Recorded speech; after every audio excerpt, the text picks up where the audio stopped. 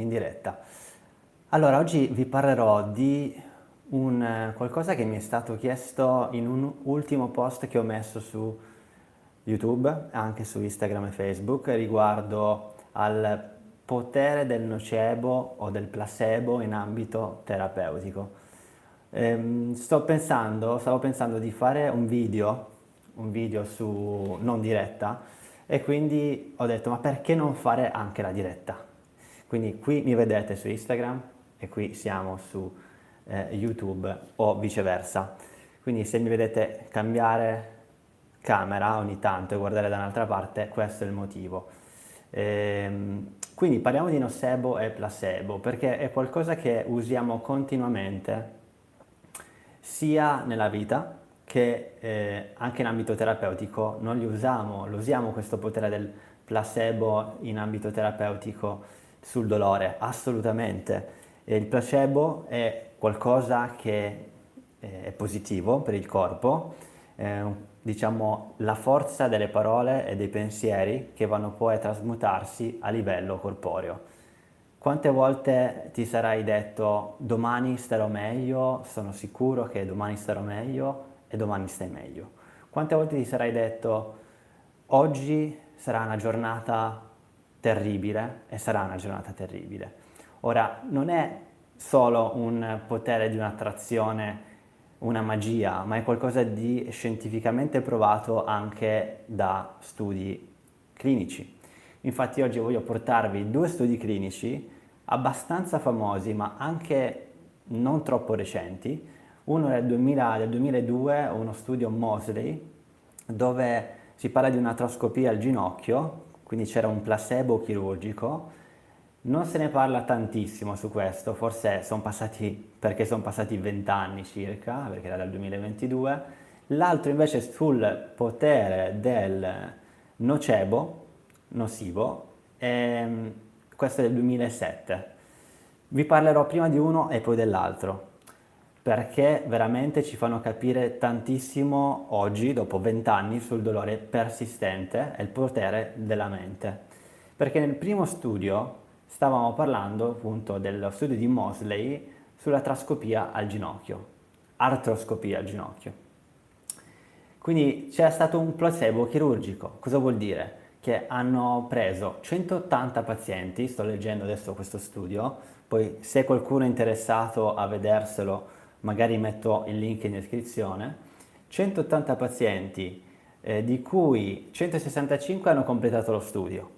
Quindi cosa hanno fatto in questi 180 pazienti nel 2000 e nel 2002, quindi non ieri, quindi stiamo parlando di 20 anni fa, più di 20 anni fa, hanno fatto tre gruppi, hanno diviso questi 165 pazienti in tre. Il primo gli hanno fatto un'artroscopia con lavaggio, quindi queste persone avevano dolori al ginocchio, ok? Dolori al ginocchio, dolori che però da una scala da 0 a 12 erano sotto il 9 ed erano anche cronici. Quindi problematiche di, se vogliamo, uno pensa magari menisco, magari pensa problematiche strutturali, ok? Perché solitamente nel ginocchio, quando hai dolore al ginocchio, uno pensa subito e c'è qualcosa che non va, è il menisco, c'è da pulire qualcosa, c'è da fare una protesi. Però se hai 40, 50, 60 anni, diciamo che prima di fare una protesi, farti un intervento di protesi ce ne vuole.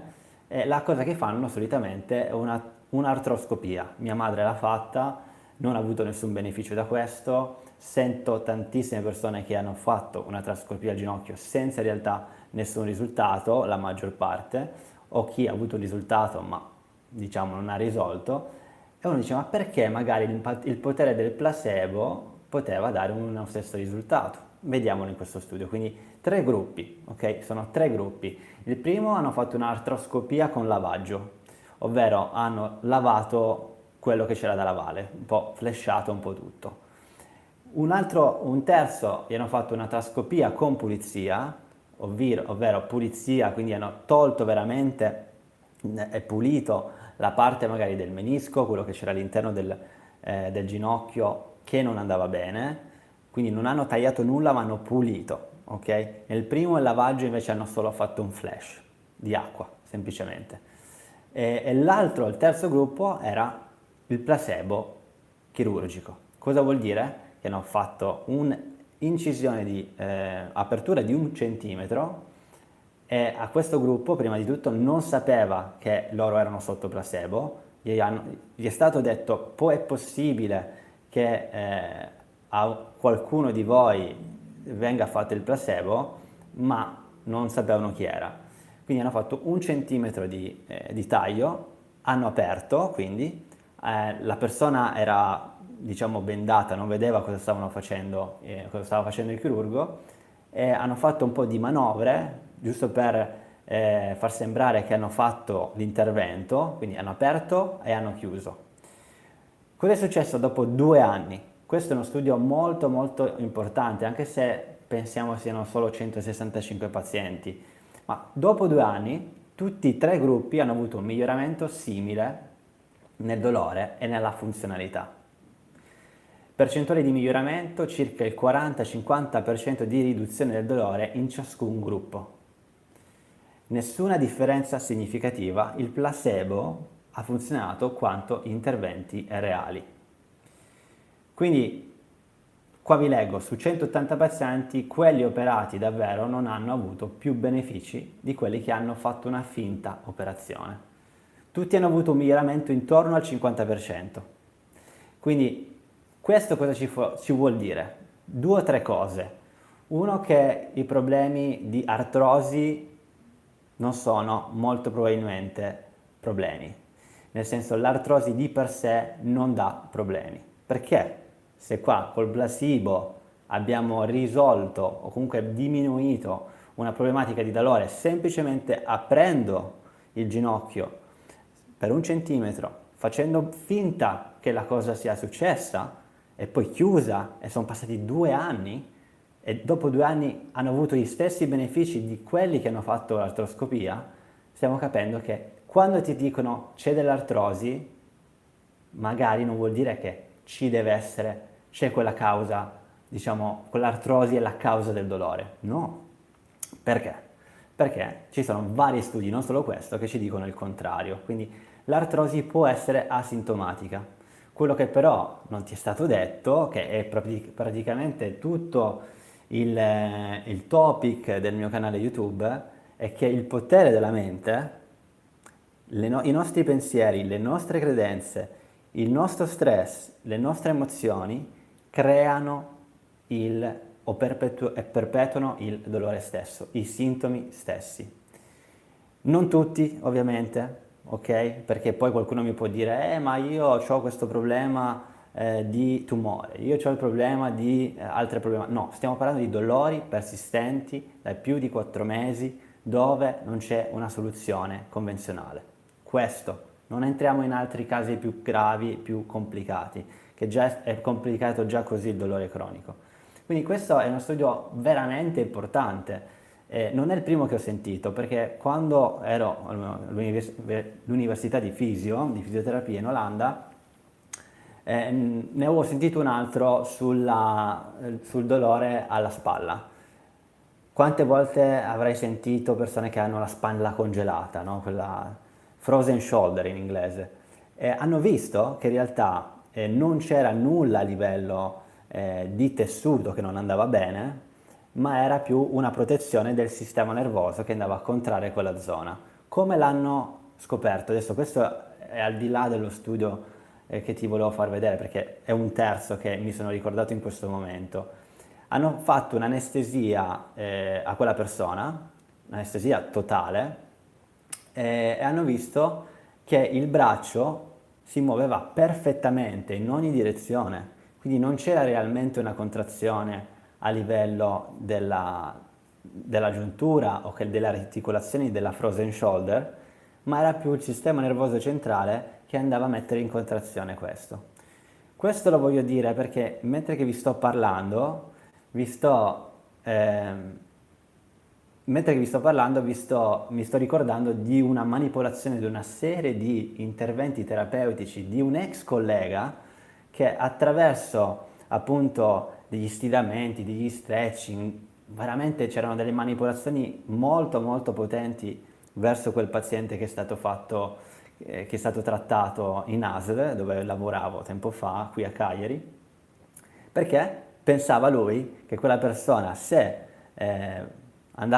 lui, terapista, andava a smollare un po' questi muscoli a livello della spalla, quella persona, quel paziente, poi stava bene dopo. E quando sentivo il paziente gridare, ma proprio gridare, cioè e anche piangere, cioè uscivano le lacrime, a me veramente mi veniva non il volta stomaco, ma anche molta rabbia, perché potete pensare il lavoro che faccio io di educazione, di dare le informazioni, di fare meditazione, del lavoro mente-corpo, e poi magari un altro collega fa tutto un altro lavoro di fianco a me. Infatti, guarda caso, lì non ci lavoro più e non ci andrò mai a lavorare, neanche se mi pagano chissà quanto, ok? Perché c'è un ambiente ignorante, in molte volte nelle ASL, un ambiente ignorante che seguono semplicemente una prassi, dei protocolli, senza pensare ma cosa dice la neuroscienza del dolore? Cosa dicono gli studi scientifici? Cosa ci dice oggi la scienza? Ma qua stiamo parlando di un 2002, neanche del 2025, cioè 20 anni fa, ragazzi, si sapevano queste cose. Quante volte si fanno le artroscopie al ginocchio? Quante volte? Lo sentite ancora oggi? Senza però pensare, ok? Probabilmente questa persona ha delle credenze limitanti sul dolore al ginocchio. Cosa pensa la persona che soffre di dolore al ginocchio dopo 4, 5, 6 mesi? Pensa che c'è qualcosa di sbagliato al ginocchio, perché l'ortopedico, il fisioterapista, il fisiatra gli ha detto la stessa cosa. Però com'è possibile che in questo caso nel 2002 hanno visto che ci sono dei miglioramenti già solo col placebo? Tu dirai, allora usiamo subito il placebo e poi vediamo se la riduzione c'è riduzione del dolore. Esatto, usiamo subito il placebo e lo chiamiamo terapia mente-corpo e vediamo poi cosa succede a livello corporeo. Ovviamente bisogna fare attenzione perché queste persone, ovviamente prima di fare una terapia di questo tipo, un intervento di placebo di questo tipo, hanno avuto una diagnosi e la diagnosi era una diagnosi dove non c'era nessuna rottura, non c'era nessuna roba diciamo grave a livello del ginocchio, non c'erano tumori, non c'era nulla a livello grave e quindi hanno potuto fare lo studio. Ok, questo è importante, ciò non vuol dire che non devi andarti a fare una visita dal fisiatra, che non devi andarti a fare una visita dall'ortopedico o dal neurochirurgo. È importante fare queste visite per escludere problematiche gravi, ok? Poi attraverso queste informazioni spero che insomma avete un'altra veduta e un'altra possibilità. L'altro studio invece che ti volevo parlare sul nocebo, e poi ti dico perché il placebo e il nocebo funzionano, chi in positivo, chi in negativo.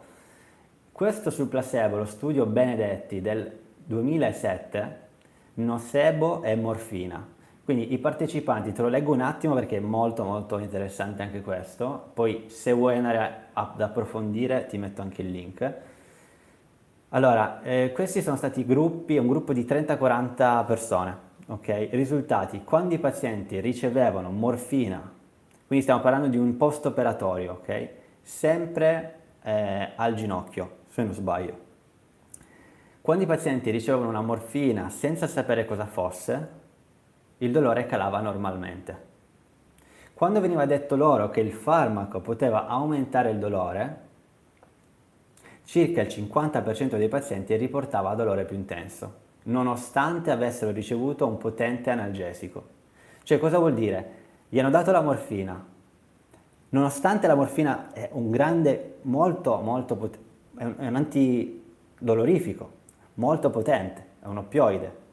Quando però anche con questo oppioide la persona non sapeva che era morfina, sapeva che questa cosa qui poteva aumentare il dolore, non diminuire. Guarda caso il 50% dei pazienti riportava dolore più intenso. Ora potremmo andare a vedere questi 50% di pazienti cos'è che avevano nella mente. Molto probabilmente erano abbastanza suscettibili, sono quelli che rispondono molto più potentemente alle ipnosi e sono magari quelli i migliori candidati per una terapia mente-corpo. Ora, questo studio non è stato fatto a vedere chi è più candidato, chi meno candidato alle terapie mente-corpo. Io, diciamo, posso darvi un mio parere su questo, ma sarà un topic su un altro video. L'effetto nocebo, quindi, era così forte da annullare totalmente l'effetto antidolorifico. Cioè, stiamo parlando di morfina, ragazzi, cioè non stiamo parlando di ochi, ok? Stiamo parlando di oppioidi anche molto forti, anche molto dipendenti. Cioè la morfina è uno dei primi antianalgesici al mondo, che si dà appunto in questioni, diciamo, di urgenza. In questo studio quindi metà dei pazienti a cui veniva data la morfina, ma con parole negative, peggiorava, semplicemente. Come se il farmaco proprio non funzionasse più, solo che le parole bastavano ad annullare un antidolorifico potentissimo. Ora, non sono veramente, vi vado a mettere gli studi di questi due, uno del 2002 e uno del 2007. Cosa succede quando siamo con un effetto placebo? L'effetto placebo principalmente rilascia una cascata di oppioidi, e gli oppioidi vengono rilasciati a livello del sistema nervoso centrale, su tutto il corpo, sul flusso sanguigno, ormonale, ovunque. La stessa cosa il nocebo, invece di lasciare gli oppioidi, lascia delle sostanze, che adesso non ricordo il nome, ma che sono sostanze infiammatorie e vanno a accendere una parte del cervello, più parti del cervello che amministrano l'ansia, amministrano quella parte che si chiama amigdala. Quindi il sistema parasimpatico lavora attraverso il placebo, se vogliamo, parasimpatico PIS, P di pace, di peace. Quindi c'è un rilassamento. Il sistema simpatico, ovvero il nocebo, in questo caso, è un sistema che va a contrarre, che manda infiammazione, che manda molto impulso al cuore di battere più frequentemente, i vasi sanguigni si stringono o si dilatano, dipende dalla situazione in cui siamo. Se dobbiamo scappare da una preda, probabilmente si dilateranno per fare fluire molto più sangue, e è così che il cuore può battere di più. Quindi il nocebo e il placebo lo viviamo ogni giorno, e riprendo un attimo un qualcosa che mi è stato detto qualche settimana fa, forse anche un mese fa, di una ex cliente che mi ha detto: Alessio, voglio essere seguito da te, ma non facciamo autoipnosi, per favore, non facciamo ipnosi perché mi fa un paura.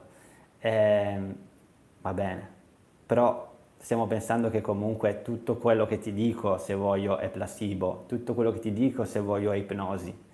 Quindi vedi che qualcuno ti ha infondato delle credenze nocebo, probabilmente.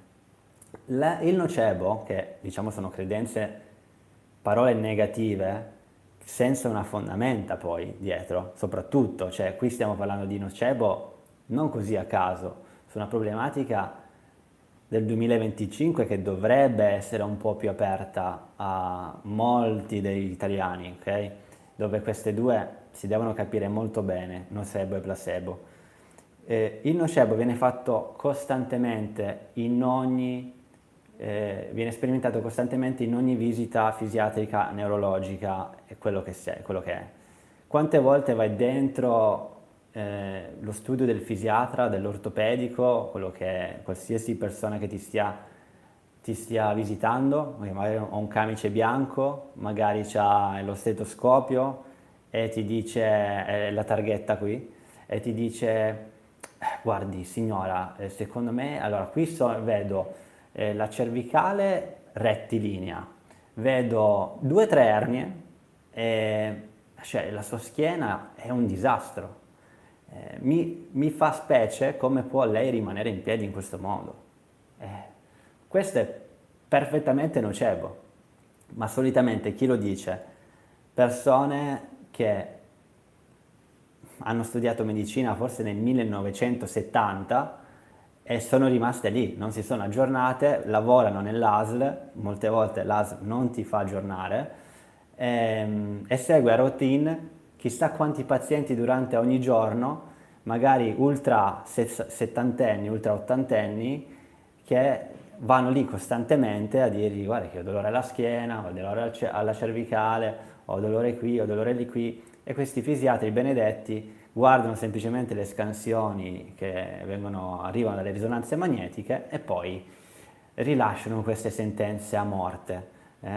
Eh, molto molto molto molto molto rischioso e grave, ok? Quindi bisogna veramente dare spazio e peso alle nostre parole e ai nostri pensieri, perché tu chiediti come sto oggi dopo che ho fatto la visita da Tizio e Caio, sto meglio o sto peggio?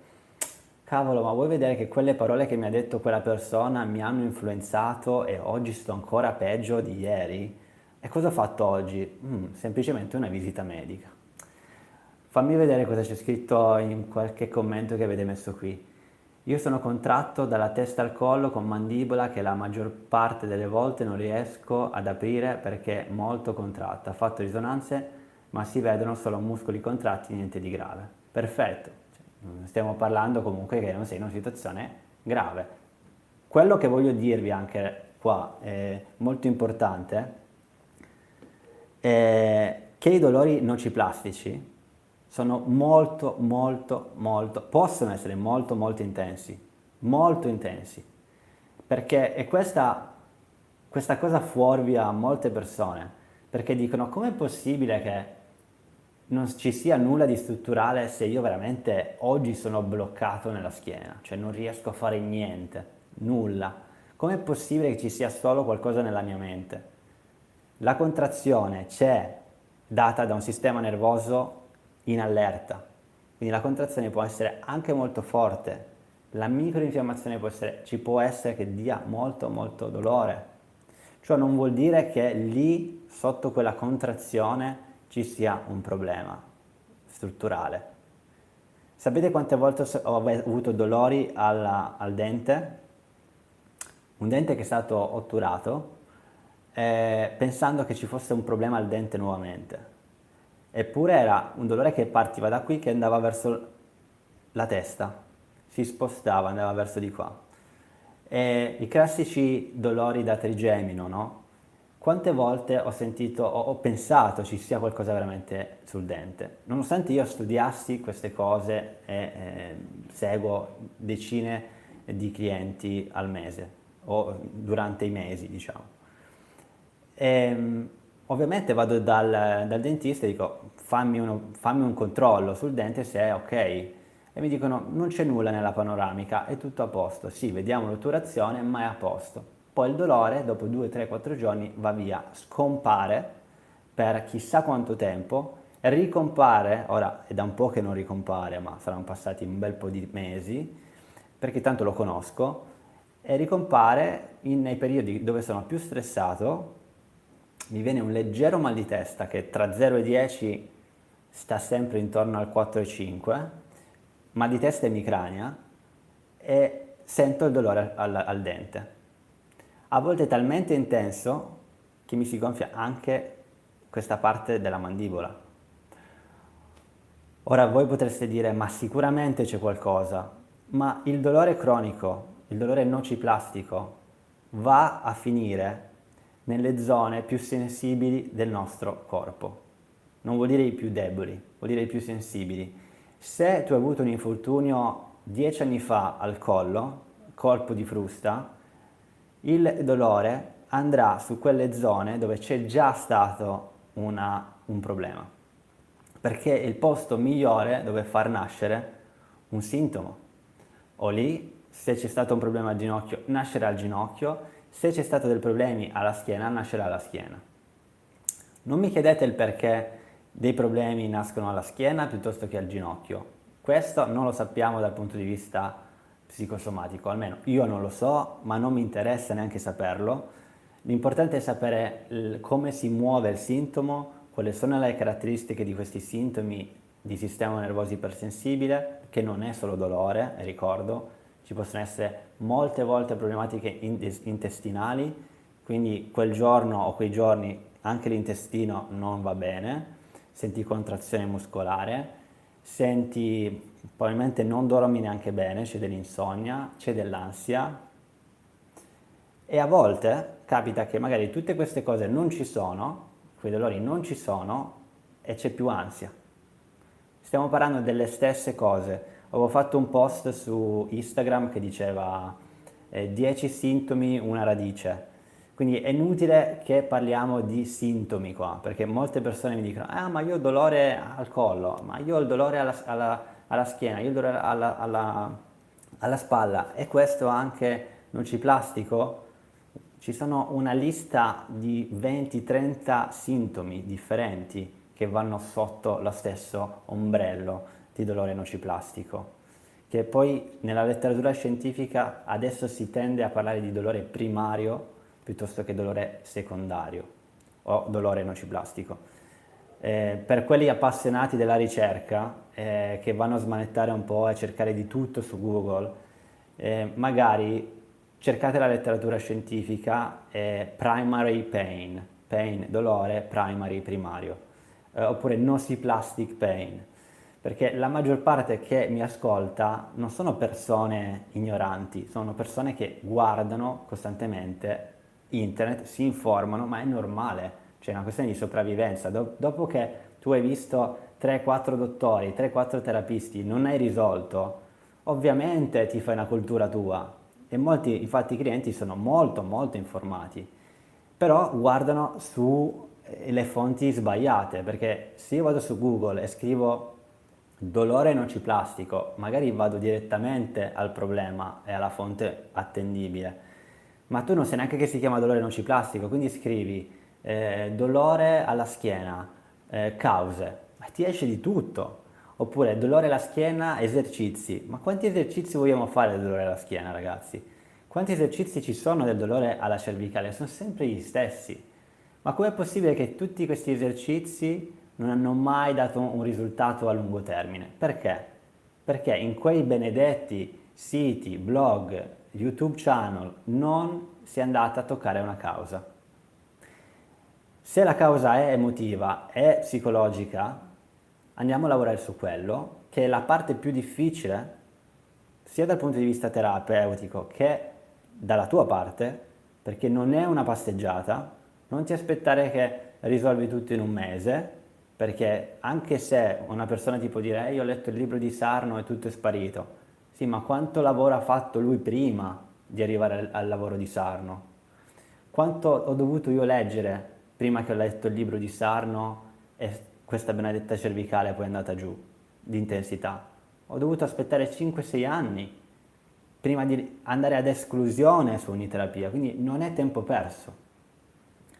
Quando pensate adesso un'altra cosa, un'altra terapia, ma io non mi fido, c'è un altro passaggio, ma chi me lo dice che funziona? Guarda, allora uno ti posso dare questo consiglio. Fai la terapia, se è qualcosa di totalmente diverso che hai fatto prima, e se non funziona, almeno hai escluso, sai dove non andare più. Perché all'inizio è così, tutti escludiamo tutte le terapie che non funzionano per arrivare poi a quella che funziona e guarire. Guardo un attimo i commenti.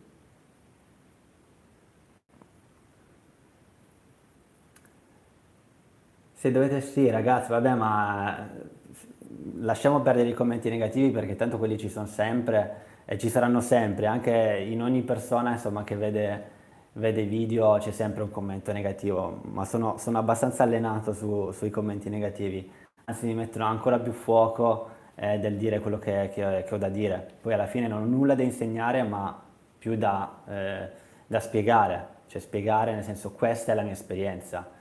Se non avessi sentito io dolore per 5 anni, non mi sarei fatto questi video YouTube. Quindi alla fine non ho neanche tempo di stare a parlare di commenti negativi perché quelli ci sono ovunque. Anche a Madre Teresa di Calcutta gli dicevano che non faceva le cose bene, piuttosto che a Gesù Cristo. Chissà quante persone sono andate contro Gesù Cristo. Quindi va bene così. Va bene, sono passati 30 minuti, state attenti veramente a quei terapisti e a quei medici che vi dicono questa è la soluzione, è l'unica soluzione, e- però non ci sono passati. È vero, questo non vuol dire che un medico o un terapista deve necessariamente aver sentito o aver avuto un'esperienza di dolore cronico, ma la mia esperienza mi dice che tutti quei medici, tutti quei terapisti, tutti quei coach che non hanno sentito il dolore cronico nella propria pelle non possono in realtà empatizzare così tanto con il paziente. E io l'ho sentito, 5 anni, ecco, non stiamo neanche a dire, ma tu non hai sofferto di fibromialgia, tu hai sofferto di dolore al cronico al collo, avevi 20 anni, quando io ne ho 50 e soffro di fibromialgia. No, perché le caratteristiche, la radice è sempre quella.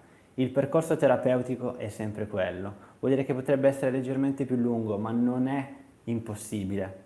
Ora, ad ottobre vi do una news, uscirà, dico a ottobre perché non possiamo farla a settembre, uscirà l'intervista di una persona che finalmente mi ha dato il via per intervistarlo.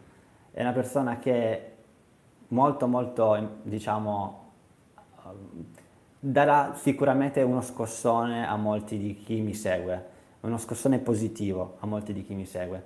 Grazie per chi ha messo il link, no, i commenti su uno dei miei ultimi post chiedendo chi dovrei intervistare del podcast. E rifaccio adesso, diciamo, la domanda per tutti: se avete delle persone che seguite su YouTube che non siano però a 1 milione di followers, perché non mi rispondono molte volte, ma che siano comunque abbastanza rintracciabili, se avete il nome o il canale mettetemelo, io faccio una ricerca e vedo se sono un po' in linea con quello che faccio io, così che magari posso intervistarli. A me interessano veramente delle testimonianze oneste di persone che hanno fatto un percorso interno di consapevolezza che poi sono guarite da sintomi, dolori persistenti, che sia cervicalgia, che sia dolore cronico, che sia emicrania, ok?